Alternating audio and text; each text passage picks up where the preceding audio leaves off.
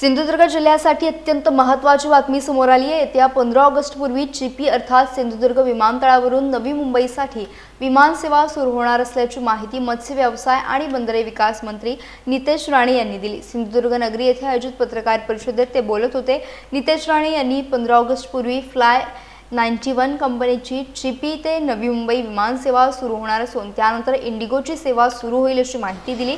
या नव्या विमान सेवेचा लाभ सिंधुदुर्गसह कोकणातील नागरिक, पर्यटक आणि व्यावसायिकांना होणार असल्याचं त्यांनी सांगितलं। यामुळे जिल्ह्याच्या विकासाला आणखी गती मिळेल असा विश्वास देखील त्यांनी व्यक्त केला। सध्या चिपी विमानतळावरून पुणे, हैदराबाद आणि बेंगळूर या शहरांसाठी शनिवार आणि रविवार वगळता इतर सर्व दिवशी नियमित विमान सेवा सुरू असल्याची माहिती देखील त्यांनी दिली। नवी मुंबई विमानतळाशी थेट हवाई संपर्क सुरू झाल्यानंतर सिंधुदुर्गच्या पर्यटन, उद्योग आणि व्यापार क्षेत्राला मोठी चालना मिळण्याची अपेक्षा व्यक्त केली जाते।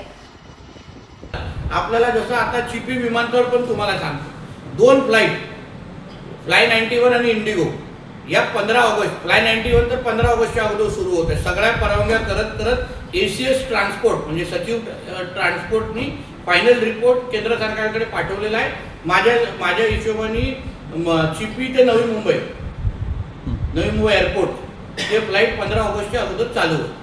म्हणजे आपला जिल्हा एका बाजूला मोपा, दुसऱ्या बाजूला चिपी, 2 विमानतळामध्ये आपला जिल्हा आहे मध्ये, आणि म्हणून जिल्हा अतिशय महत्त्वाच्या विकासाच्या टप्प्यावर उभा आहे।